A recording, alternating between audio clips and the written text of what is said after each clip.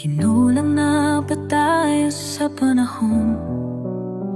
Pwede naman nating simulan habang meron pa ngayon.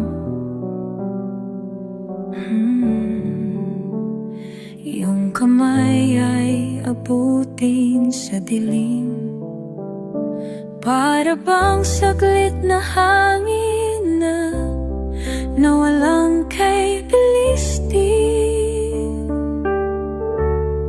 Bakit ngayon lang tayo pinagtagpo? Di sana noon buo pa ako. Huli ka na ba para ako ay sagipin sa madilim kong nakaraanan?